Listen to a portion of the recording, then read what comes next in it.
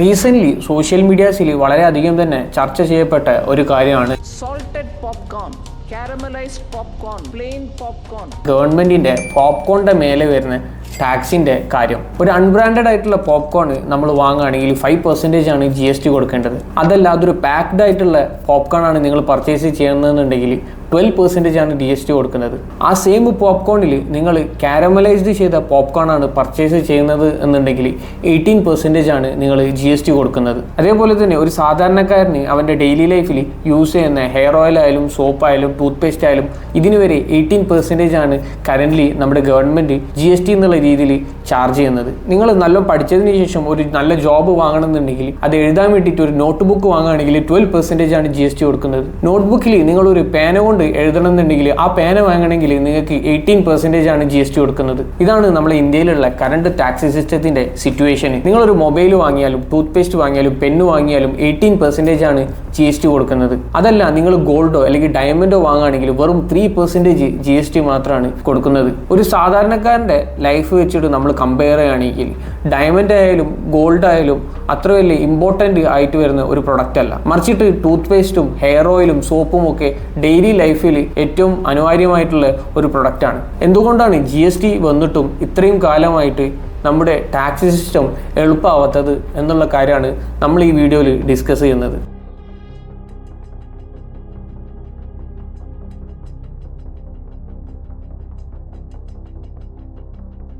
നമ്മൾ ന്യൂസിൽ കേട്ടിട്ടുണ്ടാവും കറൻ്റ്ലി നമ്മുടെ നോർത്ത് ഇന്ത്യൻ സ്റ്റേറ്റിലുള്ള എയർ ക്വാളിറ്റിയിലുള്ള വളരെ അധികം തന്നെ മോശമാണെന്നുള്ളത്. നമ്മൾ എയർ ക്വാളിറ്റി ഇമ്പ്രൂവ് ചെയ്യാൻ വേണ്ടിയിട്ട് നമ്മുടെ വീട്ടിൽ ഒരു എയർ പ്യൂരിഫയർ വാങ്ങുകയാണെങ്കിൽ തന്നെ അതിനും കൊടുക്കണം നമ്മൾ 18% GST. ചൂടുകാലത്ത് റിലാക്സ് ചെയ്യാൻ വേണ്ടിയിട്ട് ഒരു സാധാരണക്കാരന് ഒരു AC പർച്ചേസ് ചെയ്യാൻ പോവുകയാണെങ്കിൽ അതിന് 28% GST ആണ് അയാൾ കൊടുക്കുന്നത്. ആ സെയിം ടൈമിൽ ഒരു പണക്കാരന് ഒരു കാറ് വാങ്ങാൻ പോവുകയാണെങ്കിൽ ലക്ഷറി കാറ് വാങ്ങാൻ പോവുകയാണെങ്കിൽ അതിനും അയാൾ കൊടുക്കുന്നത് വെറും 28% GST മാത്രമാണ്.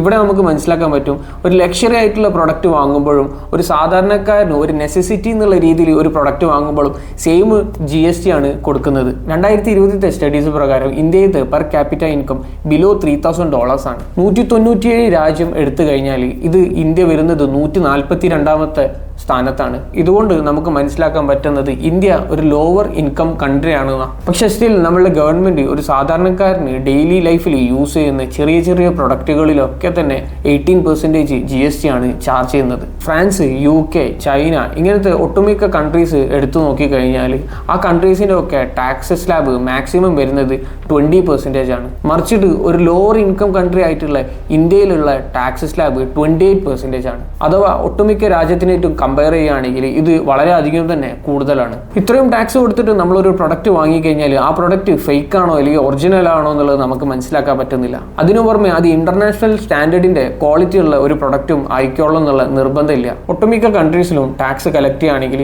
ആ കൺട്രീൻ്റെ ഇൻഫ്രാസ്ട്രക്ചറും പിന്നെ മറ്റു കാര്യങ്ങളും ഇമ്പ്രൂവ് ചെയ്യാൻ വേണ്ടിയിട്ടാണ് ആ എമൗണ്ട് യൂസ് ചെയ്യാറ്. പക്ഷേ നമ്മുടെ ഇന്ത്യയിൽ ഇത് ഇങ്ങനെയല്ല ചെയ്യുന്നത്. ഈ കളക്ട് ചെയ്യപ്പെടുന്ന ടാക്സുകളൊക്കെ ഫ്രീ ബീസ് എന്നുള്ള രീതിയിലാണ് ജനങ്ങൾക്ക് കൊടുക്കുന്നത്. അഥവാ ഒരു ഇലക്ഷൻ വരികയാണെങ്കിൽ ഫ്രീ ആയിട്ട് ജനങ്ങൾക്ക് സാധനം കൊടുത്തിട്ട് ആ പെർട്ടിക്കുലർ പാർട്ടീൻ്റെ സീറ്റ് നിലനിർത്താൻ വേണ്ടിയിട്ടാണ് ഇവർ ഈ ഫണ്ടുകൾ മെയിനായിട്ട് യൂസ് ചെയ്യുന്നത്. 2017 GST നമ്മുടെ ഇന്ത്യയിൽ ഇൻട്രൊഡ്യൂസ് ചെയ്യുമ്പോൾ നമ്മുടെ ടാക്സ് സിസ്റ്റം സിംപ്ലിഫൈ ചെയ്യും എന്നുള്ള രീതിയിലാണ് ഇത് ഇൻട്രൊഡ്യൂസ് ചെയ്തത്. 2017 ഗുഡ്സ് ആൻഡ് സർവീസ് ടാക്സ് അഥവാ GST ലോഞ്ച് ചെയ്യുന്നതിന് മുന്നേ ഒരേ പ്രൊഡക്റ്റിന് ഡിഫറെൻറ്റ് ടൈപ്പ് ഓഫ് ടാക്സസ് ആയിരുന്നു ഉണ്ടായിരുന്നത്. അഥവാ വാറ്റ്, എക്സൈസ് ടാക്സ്, സെയിൽസ് ടാക്സ് ഇങ്ങനെ ഡിഫറെൻറ്റ് ടൈപ്പ് ഓഫ് ടാക്സ് ആയിരുന്നു ഒരേ പ്രൊഡക്റ്റിന് ഉണ്ടായിരുന്നത്. ഇത് സിംപ്ലിഫൈ ചെയ്യാൻ വേണ്ടിയിട്ടാണ് GST ലോഞ്ച് ചെയ്തത്. GST ലോഞ്ച് ചെയ്തിട്ട് ഇത്ര കൊല്ലമായിട്ടും നമ്മുടെ ഇന്ത്യയിലുള്ള ടാക്സ് സിസ്റ്റം സ്റ്റിൽ കോംപ്ലിക്കേറ്റഡ് ആണ്. നിങ്ങളൊരു കാറ് പർച്ചേസ് ചെയ്യാൻ പോവുകയാണെങ്കിൽ അപ് ടു 60% വരെയാണ് നിങ്ങൾ ആ കാറിന് ടാക്സ് കൊടുക്കുന്നത്.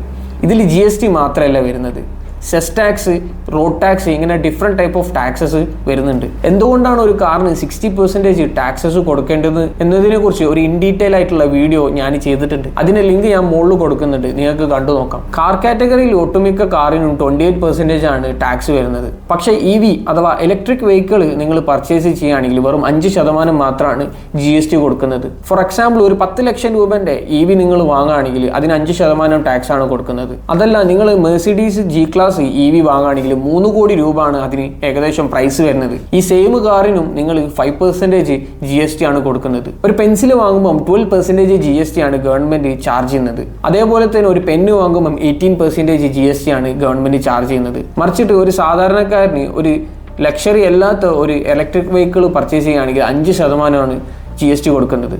മറിച്ചിട്ട് അതേ ടൈമിൽ തന്നെ ഒരു ലക്ഷറി ആയിട്ടുള്ള EV വാങ്ങുകയാണെങ്കിൽ 5% തന്നെയാണ് അയാളും GST കൊടുക്കുന്നത്. ഒരു പെന്നിൻ്റെ മേലെയും പെൻസിലിൻ്റെ മേലെയും GST കാറ്റഗറൈസ് ചെയ്യാൻ പറ്റുന്ന ഗവൺമെൻറ്റിന് എന്തുകൊണ്ട് ഒരു ലക്ഷറി ആയിട്ടുള്ള EVയും അല്ലെങ്കിൽ ഒരു സാധാരണക്കാരന് പർച്ചേസ് ചെയ്യുന്ന EVയും തമ്മിൽ കാറ്റഗറൈസ് ചെയ്യാൻ പറ്റുന്നില്ല? ഒരു SUV ഇലക്ട്രിക് വെഹിക്കിൾ വാങ്ങുകയാണെങ്കിൽ അയാൾ വെറും 5% മാത്രമാണ് GST കൊടുക്കുന്നത്. മറിച്ചിട്ട് ഒരു സാധാരണക്കാരന് ഒരു ചെറിയ കാറായ ആൾട്ടോ വാങ്ങുകയാണെങ്കിൽ അതിൽ ഏകദേശം 28% മേലേക്കാണ് അയാൾ ടാക്സ് എന്നുള്ള രീതിയിൽ ഗവൺമെന്റിന് കൊടുക്കുന്നത്. ഇതുകൊണ്ട് തന്നെ മിഡിൽ ക്ലാസ് ആയ ആൾക്കാരെയൊന്നും ഗവൺമെന്റ് മാക്സിമം ടാക്സസ് ആണ് കളക്ട് ചെയ്യുന്നത്. നിങ്ങൾക്ക് ഓർമ്മ ഉണ്ടാവും, എല്ലാ മാസവും ഗവൺമെന്റ് ടാക്സ് എത്രയാണ് കളക്ട് ചെയ്യുന്നത് എന്നതിന്റെ ഡീറ്റെയിൽസ് പുറത്തു വിടുന്നുണ്ടായിരുന്നു. പക്ഷേ കറന്റ് ഇതും സ്റ്റോപ്പ് ചെയ്യപ്പെട്ടു. കാരണം മാസീവ് ആയിട്ടുള്ള ടാക്സസ് ആണ് ഗവൺമെന്റ് ഇപ്പം ജനങ്ങളിൽ നിന്നും കളക്ട് ചെയ്തുകൊണ്ടിരിക്കുന്നത്. ഗവൺമെന്റ് പറയുന്നത് 90% ഗവൺമെന്റിനും കിട്ടുന്ന ടാക്സസ് വരുന്നത് വെറും 22% കമ്പനീസിന്റെ കയ്യിൽ നിന്നാണ്. പക്ഷേ നിങ്ങൾക്ക് ആലോചിച്ച് നോക്കി കഴിഞ്ഞാൽ മനസ്സിലാവും,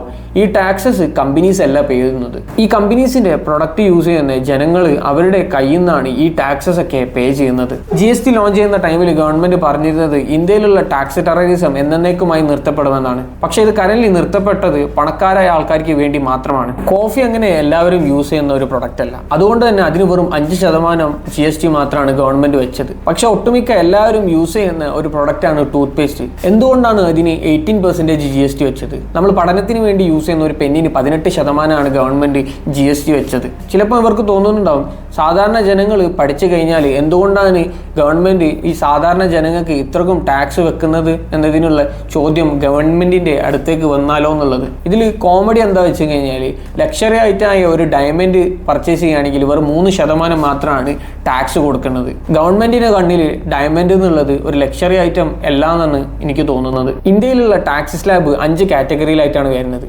0.25%, 3%, 5%, 18%, 28%. പക്ഷെ റീസെന്റ് ന്യൂസ് വന്നിട്ടുണ്ട്, ഗവൺമെന്റ് പുതിയൊരു ടാക്സ് സ്ലാബും കൂടി കൊണ്ടുവരാൻ പോവാണെന്നുള്ളത്. ഈ ടാക്സ് സ്ലാബ് 35%. ഒട്ടുമിക്ക കൺട്രീസിലും ഇത്രക്കും ഡിഫറെന്റ് ആയിട്ടുള്ള ടാക്സ് സ്ലാബുകൾ ഒന്നും തന്നെ ഇല്ല. 2-3 ടൈപ്പിലുള്ള ടാക്സ് സ്ലാബുകൾ മാത്രമാണ് ഉണ്ടാവാറ്. സിംപ്ലിഫൈ ചെയ്യാൻ വേണ്ടിയിട്ട് കൊണ്ടുവന്ന ഒരു GST ഇപ്പം അതിനേക്കാണ്ട് മേലെ കോംപ്ലിക്കേറ്റഡ് ആക്കാണ് ഗവൺമെന്റ്. GST വരുന്നതിന് മുന്നേ വെറും 12% ആയിരുന്ന മൊബൈൽ ഫോൺ കറന്റ് 18% ടാക്സ്. ഒരു സാധാരണക്കാരന് ഡെയിലി ലൈഫിൽ യൂസ് ചെയ്യുന്ന പ്രൊഡക്റ്റുകൾക്ക് ഇത്ര അധികം തന്നെ ടാക്സ് വെച്ച് കഴിഞ്ഞാൽ അയാൾക്ക് പർച്ചേസിംഗ് പവർ കുറയും. പർച്ചേസിംഗ് പവർ കുറഞ്ഞു കഴിഞ്ഞാൽ മാർക്കറ്റിലേക്ക് വരുന്ന പണത്തിന്റെ അളവും കുറയും. മാർക്കറ്റിലേക്ക് പണം വന്നിട്ടില്ലെങ്കിൽ ഒരു സാധാരണക്കാരന്റെ ബിസിനസ്സിന് ഇത് വളരെ അധികം തന്നെ ബാധിക്കുന്നതാണ്. അതേപോലെ തന്നെ നിങ്ങൾ ഹയർ എഡ്യൂക്കേഷൻ എടുക്കാൻ വേണ്ടിയിട്ട് കോളേജസ്, ട്യൂഷന്, കോച്ചിങ് സെൻറ്റേഴ്സിൽ പോവുകയാണെങ്കിൽ അവിടെയും ഗവൺമെൻറ് ചാർജ് ചെയ്യുന്നത് 18% GST ആണ്. എൻ്റെ അഭിപ്രായത്തിൽ ഗവൺമെൻറ് എഡ്യൂക്കേഷൻ സെക്ടറിൽ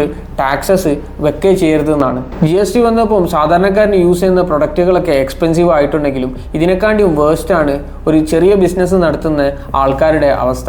GST കറന്റ് ഫുള്ളും ഓൺലൈൻ ആയതുകൊണ്ട് തന്നെ ഒട്ടുമിക്ക ആൾക്കാർക്കും ഇത് എങ്ങനെയാണ് വർക്ക് ചെയ്യുന്നത് എന്നുള്ളത് പ്രോപ്പറായിട്ട് ഇപ്പോഴും അറിയുന്നില്ല. അതുപോലെ തന്നെ നിങ്ങൾ GSTൻ്റെ റിട്ടേൺസ് എല്ലാ മാസവും കൊടുത്തിരിക്കും.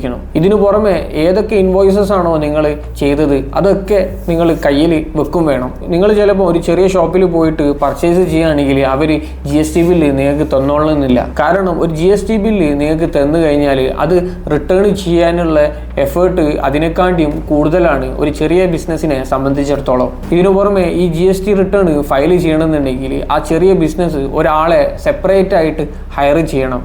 അതിൻ്റെ എക്സ്പെൻസ് ആണെങ്കിൽ ആ ചെറിയ ബിസിനസ് നടത്തുന്ന അയാളുടെ കയ്യിൽ നിന്നും വേണം കൊടുക്കാൻ. ഒരു ചെറിയ ബിസിനസ് 40 ലക്ഷത്തിന് ടേൺ ഓവർ ചെയ്യുകയാണെങ്കിൽ മാത്രം GST രജിസ്റ്റർ ചെയ്താൽ മതി. അതല്ല ഒരു സർവീസ് ബേസ്ഡ് ബിസിനസ് ആണെങ്കിൽ 20 ലക്ഷത്തിൻ്റെ മേലേക്കാണെങ്കിൽ മാത്രമേ GST രജിസ്ട്രേഷൻ ചെയ്താൽ മതി. പക്ഷേ നിങ്ങളെ സ്റ്റേറ്റിൽ പുറത്തേക്ക് നിങ്ങൾ സർവീസ് കൊടുക്കണമെന്നുണ്ടെങ്കിൽ നിങ്ങൾക്ക് GST രജിസ്ട്രേഷൻ ചെയ്യാൻ മാൻഡറ്ററി ആണ്. ഒരു ഓൺലൈൻ ബിസിനസ് നടത്തുന്ന ഒരാൾക്ക് അങ്ങനെ ചെയ്യുകയാണെങ്കിൽ GST എന്തായാലും എടുത്തിരിക്കണം. കാരണം അയാൾക്കറിയില്ല അയാളുടെ കസ്റ്റമർ സ്റ്റേറ്റിൻ്റെ ഉള്ളിലാണോ ഉണ്ടാവുക അല്ലെങ്കിൽ സ്റ്റേറ്റിൻ്റെ പുറത്താണോ ഉണ്ടാവുക എന്നുള്ളത്. അതുകൊണ്ട് തന്നെ ഒരു ഓൺലൈൻ ബിസിനസ് നടത്തുന്ന ഒരാൾക്ക് GST മാൻഡേറ്ററി ആയിട്ട് വരുന്നുണ്ട്. ഒട്ടുമിക്ക ചെറിയ ബിസിനസ്സുകളും ക്രെഡിറ്റ് ബേസിലാണ് അവരുടെ സെയിൽസ് കൊണ്ടുവരിക. അവർ വൺസ് പ്രൊഡക്റ്റ് സെല്ല് ചെയ്ത് കഴിഞ്ഞാൽ 30 ദിവസം അല്ലെങ്കിൽ 60 ദിവസം കഴിഞ്ഞിട്ടാണ് അവർക്ക് അതിൻ്റെ പേയ്മെൻറ്റ് കിട്ടുക. പക്ഷേ ഗവൺമെൻറ്റിന് GST എല്ലാ മാസം റിട്ടേൺ ഫയൽ ചെയ്യുന്നതിനുകൊണ്ട് തന്നെ ഗവൺമെൻറ്റിലേക്ക് പോകുന്ന ടാക്സസ് കറക്റ്റ്ലി പോയിരിക്കണം, അല്ലെങ്കിൽ അതിൻ്റെ മേലെയും ഈ ഒരു ചെറിയ ബിസിനസ്സിന് പെനാൽറ്റി കൊടുക്കേണ്ടി വരും. അതുകൊണ്ട് തന്നെ ഒരു പ്രൊഡക്റ്റ് സെല്ല് ചെയ്ത് കഴിഞ്ഞാൽ അതിൻ്റെ പേയ്മെൻറ്റ് കിട്ടുന്നതിന് മുന്നേ തന്നെ ഈ ചെറിയ ബിസിനസ് നടത്തുന്ന ആൾ അയാളുടെ കയ്യിൽ നിന്നും പണം എടുത്തിട്ട് വേണം ഗവൺമെൻറ്റിന് ടാക്സ് കൊടുക്കാൻ വേണ്ടിയിട്ട്. ഏകദേശം 8 കൊല്ലമായി GST വന്നിട്ട്. സിംപ്ലിഫൈ ചെയ്യാൻ വേണ്ടിയിട്ട് കൊണ്ടുവന്ന ഈ GST കറൻ്റ്ലി പണ്ടുള്ളതിനെക്കാട്ടിയും കൂടുതലായിട്ട് കോംപ്ലിക്കേറ്റഡ് ആയിട്ടുള്ള ഒരു ടാക്സ് സിസ്റ്റം ആയിട്ടാണ് മാറിക്കൊണ്ടിരിക്കുന്നത്. GST ലോഞ്ച് ചെയ്യുന്ന ടൈമിൽ അരുൺ ജെയ്റ്റ്ലി ഒരു കാര്യം പറഞ്ഞിട്ടുണ്ടായിരുന്നു. 28% ഉള്ള ഈ GSTൻ്റെ സ്ലാബ് ടൈം കഴിയുന്തോറും ഒഴിവാക്കപ്പെടുമെന്നാണ്. പക്ഷേ കറൻ്റ്ലി 28 സ്ലാബിന് ശേഷം 35%ൻ്റെ ടാക്സ് സ്ലാബ് ഗവൺമെൻറ് ഇൻട്രൊഡ്യൂസ് ചെയ്യാൻ പോകാനും ടാക്സ് സിസ്റ്റം സിംപ്ലിഫൈ ചെയ്യാൻ വേണ്ടിയിട്ട് ലോഞ്ച് ചെയ്ത GST എന്തുകൊണ്ടാണ് ഇത്രക്കും കോംപ്ലിക്കേറ്റഡ് ആക്കിയിട്ട് ഗവൺമെൻറ് കൊണ്ടുപോകുന്നത്? സാധാരണക്കാരൻ്റെ കയ്യിൽ നിന്നും ഇത്രക്കും എമൗണ്ട് ടാക്സസ് എന്നുള്ള രീതിയിൽ കളക്ട് ചെയ്യുകയാണെങ്കിൽ നമ്മുടെ ഇന്ത്യയിലുള്ള മിഡിൽ ക്ലാസ് ഉണ്ടായിരിക്കില്ല. ആകെ 2 ടൈപ്പ് ക്ലാസ്സേ ഉണ്ടാവുള്ളൂ. ഒന്ന് പാവപ്പെട്ടവനും മറ്റേത് പണക്കാരനും.